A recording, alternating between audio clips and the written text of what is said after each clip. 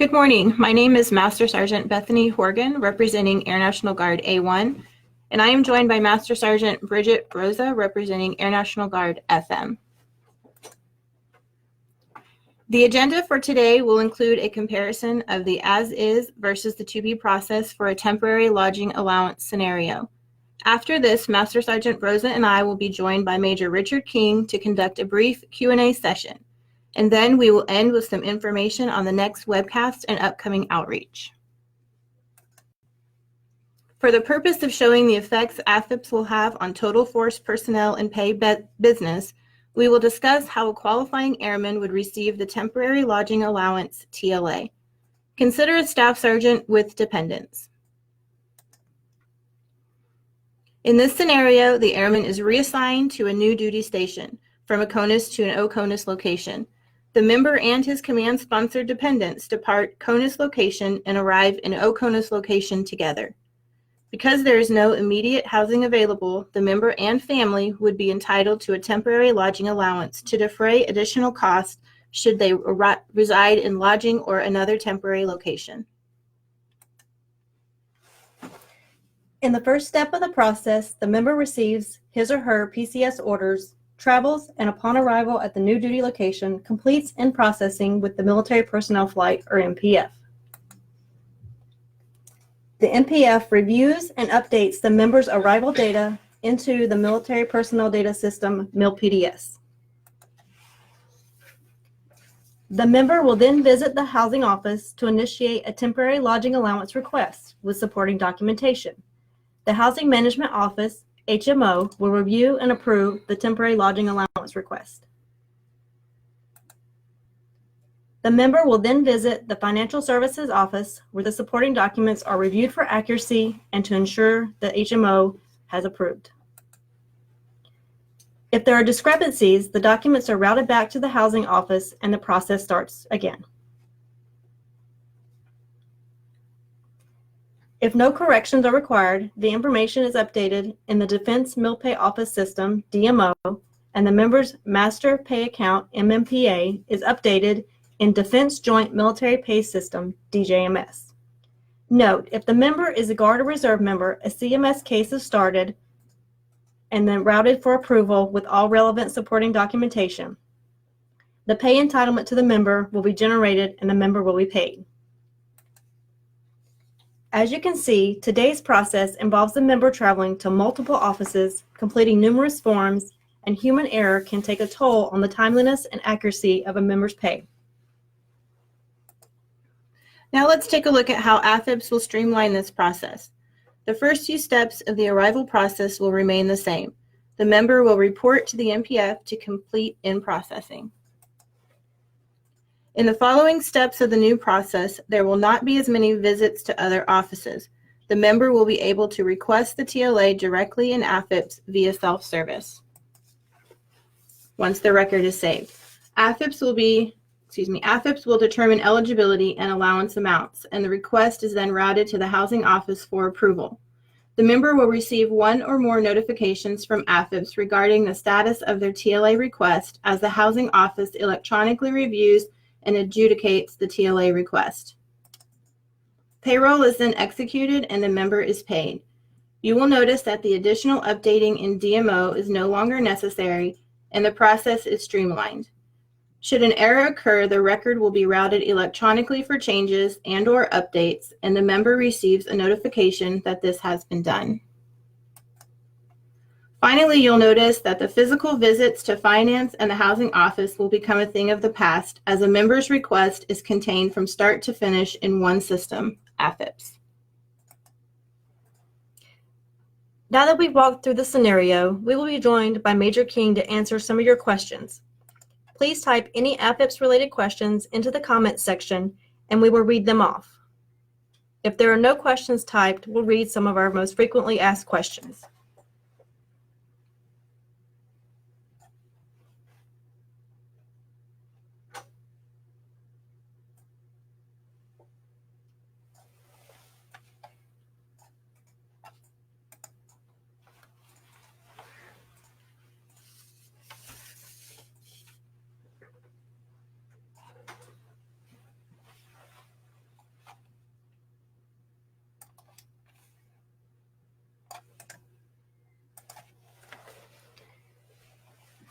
Senior Master Sergeant Ruby Corpus, question: does the AFIPPS apply to Guard and Reserve as well, or still need to process CMS to initiate TLA?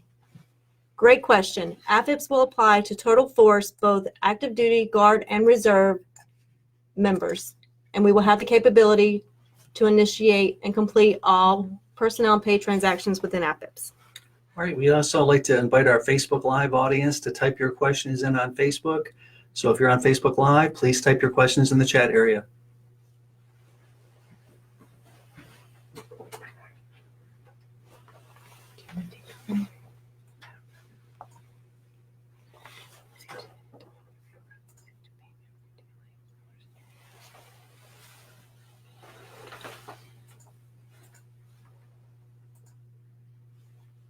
Let's see.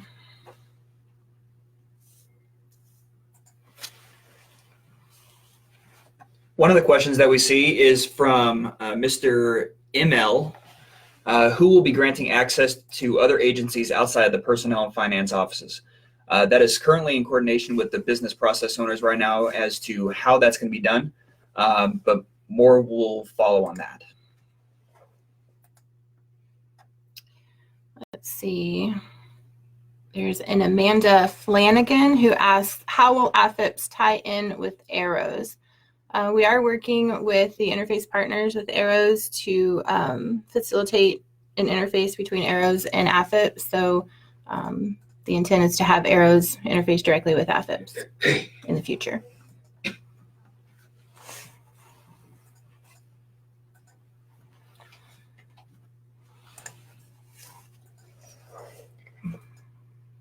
Another question we have is from A1C Worsham. Will AFIPPS and DFAS communicate between each other? As you know, AFIPPS will eliminate the need for DFAS military pay. We will be putting all of the pay transactions into AFIPPS and will be generated off of the HR specialist inputting the personnel transactions that will generate your pay transactions.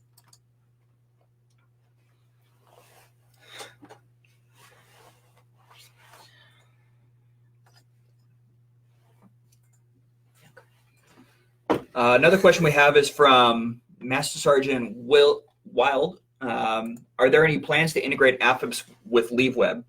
One of the nice things with AFIPPS is that it's built on the Oracle EBS platform, which allows us some flexibility to add in other modules in future increments. In this first increment, we are turning on the self-service, the workflow, and the absence management. LeaveWeb would be synonymous with absence management. So when we do go live with AFIPPS, that will all be integrated in and LeaveWeb will cease to exist.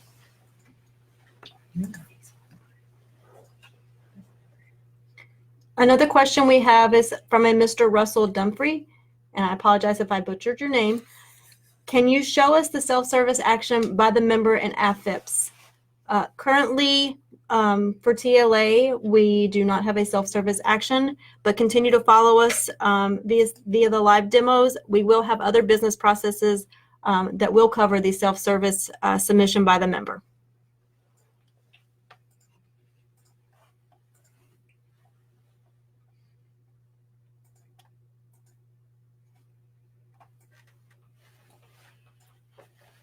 We have a question on Facebook Live from Master Sergeant Raybuck. How does a member interface with the system?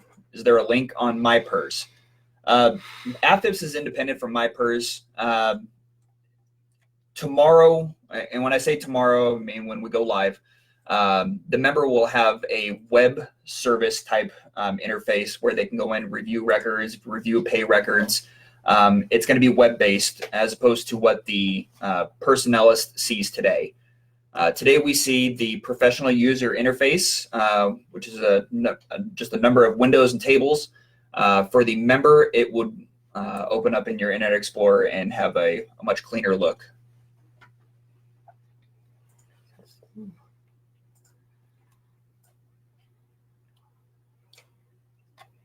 We have a question from Master Sergeant Gardner. For clarification, yes, all total force members in regards to leave will be in AFIPPS, and there will not be a need for LeaveWeb any longer.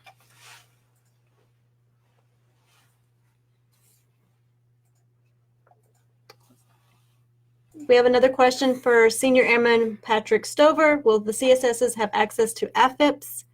In the future, everyone, member included, and all the additional authoritative roles will have access to AFIPS, to include CSSs, PSMs, HR specialists in the future. Senior Master Sergeant Ruby Corpus has a question. Can AFIPS be accessed via personal computer or only government network? It will be accessible via both the personal computer or your government network.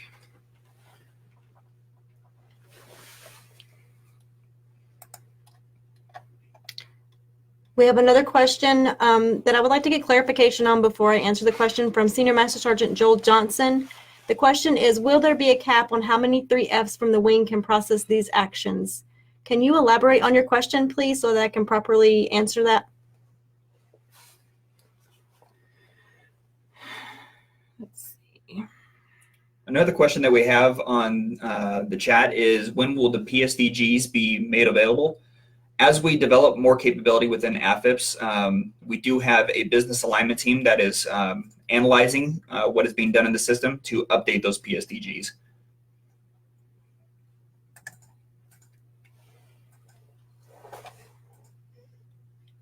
We have a question from Staff Sergeant Aaron Raku. What fraud prevention measures are being placed into AFIPS? As you know, we have fire and FISCAM compliance law requirements that are required to be maintained. We are definitely getting those into AFIPS for tomorrow to make sure that any fraud prevention, dual payments, those kind of things will be flagged in AFIPS with messages.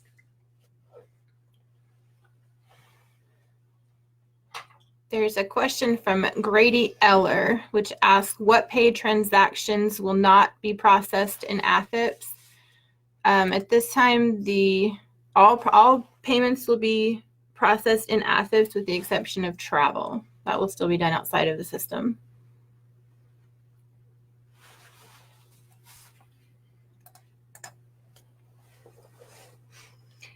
We have a question from Senior Master Sergeant Rebecca Boddicker.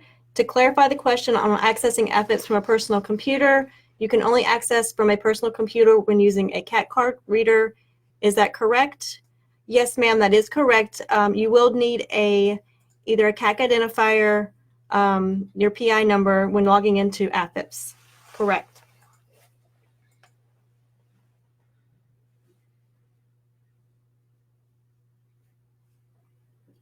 We have a question, will civilian pay also flow through AFIPS, or is it military only? Civilians have their own system. AFIPS is going to be strictly uniform wearing personnel only.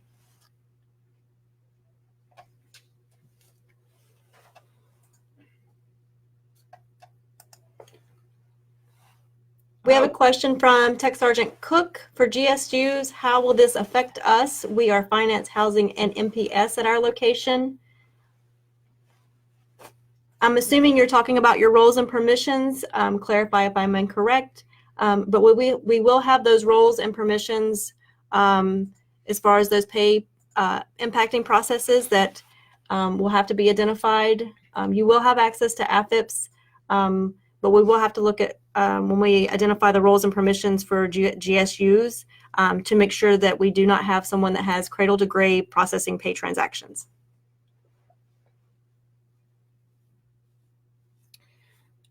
Senior Master Sergeant Joel Johnson from the Florida National Guard has a question and says, some of our current personnel systems limit the number of verifiers/certifiers. Will everyone in the MPF be available to push pay-related actions?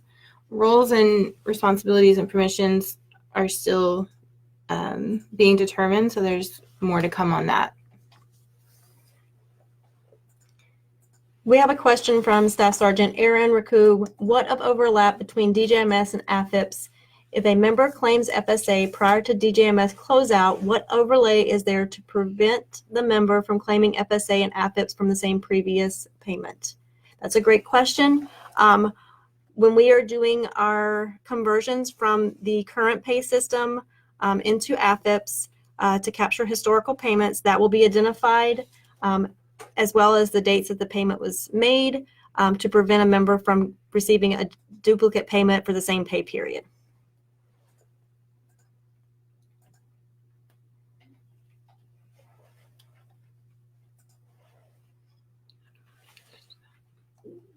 We have a question from A1C Warsham. What section in the MPF will AFIPS be assigned to?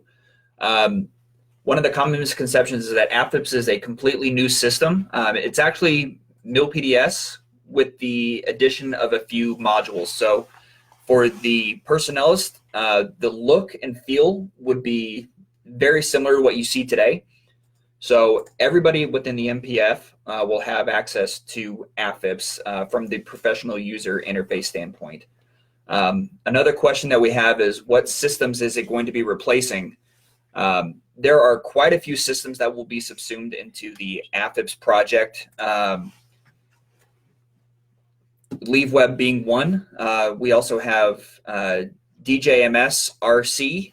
We have 5YTHS, the 5-year tax history system, DMO, PEPA, just to name a few. It does subsume quite a few of the systems that we have to bounce back and forth in order to pay the member.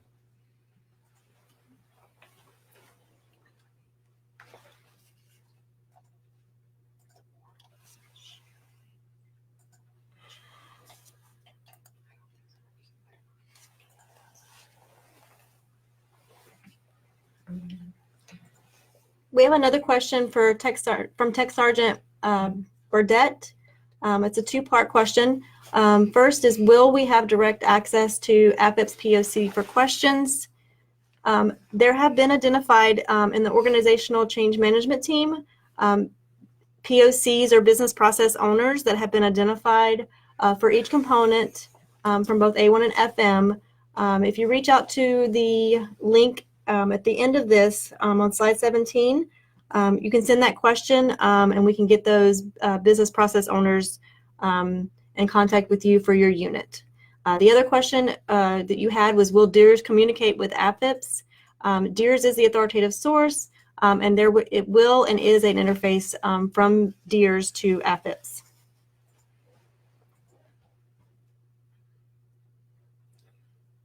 We have a couple of questions in regards to PSMs granting access to AFIPS. That process right now is still under review with the system integrator and the business as to how that's going to be implemented tomorrow. Because we're going from a small population to everybody in the Air Force, roughly 600,000 personnel, how that is going to be done is yet to be determined. But for the sake of argument, when we do go live, everybody in the Air Force will have access. We are unsure of the way that we're going to be putting out those permissions.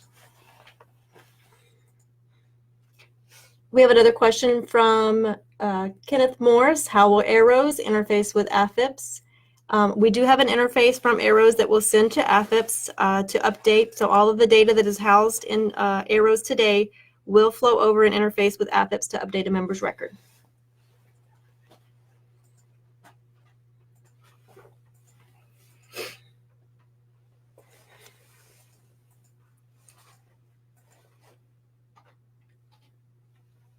So we have a question from Master Sergeant Hurst. What is the rollout plan for training?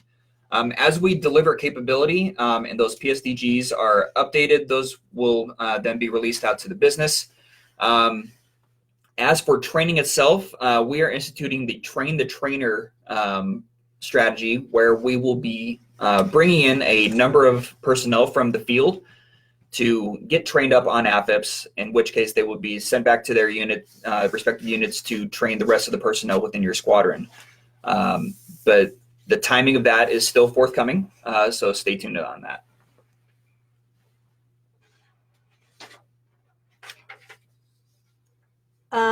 There's two questions from Staff Sergeant Ragal.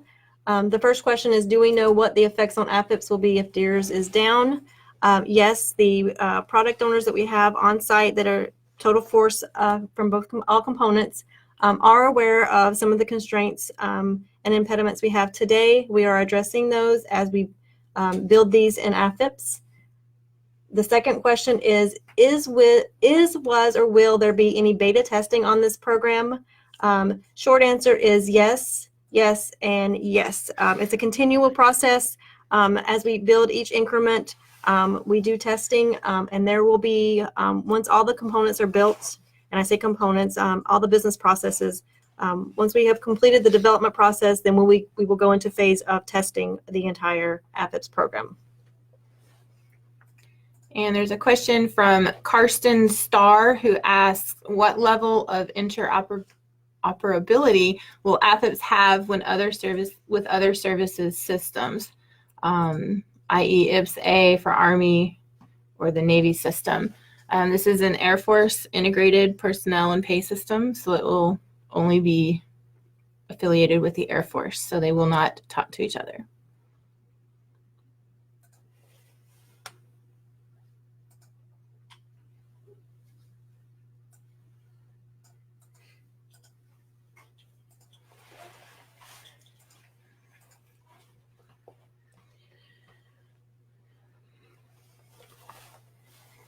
We have a question from Chief Zuba. What is the difference between the user interface and the professional interface MPF personnel?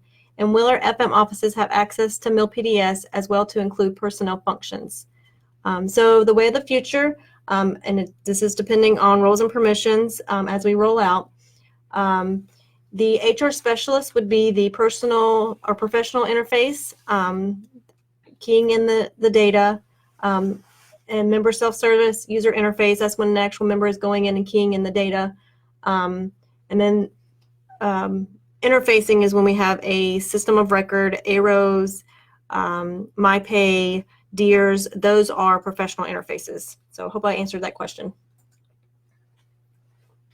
Senior Master Sergeant Jones asks, will DoD ID numbers be available in AFIPPS? And will there be a period when MilPDS and AFIPPS will be available at the same time, or is MilPDS stopping and AFIPPS starting? So the DoD ID numbers is independent of AFIPPS as of right now. The business and the program office are working to satisfy that requirement, but whether or not that's going to be instituted within MilPDS or AFIPPS is yet to be determined. As for the delivery time frame, MilPDS will stop and AFIPPS will start. While they are the same system, it does take a little bit of time to turn on a module and then configure it properly, which is what we are testing with the system integrator right now. So there will be a time where it stops and then starts again. There won't be any overlap time between the two of those. And then to follow up, Tech Sergeant Cook, to clarify, LeaveWeb is not going to be the system in which you put in leave when AFIPPS goes live. LeaveWeb will be subsumed by AFIPPS.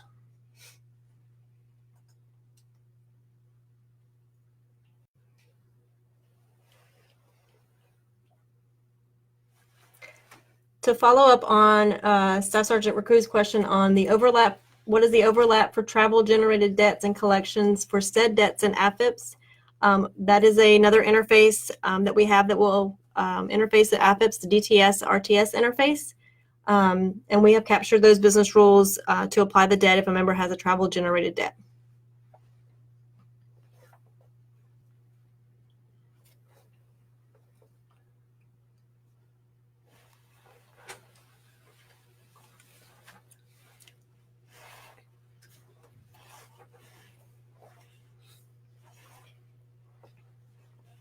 Thank you all for your questions. If there are any additional questions, please send them to our inbox on slide 17, afpoa.afips.ocm@us.af.mil.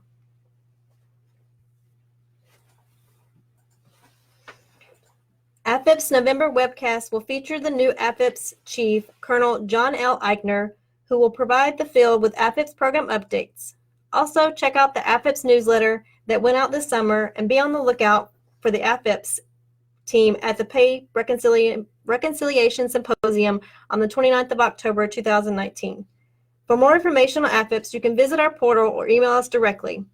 Thanks for joining us today.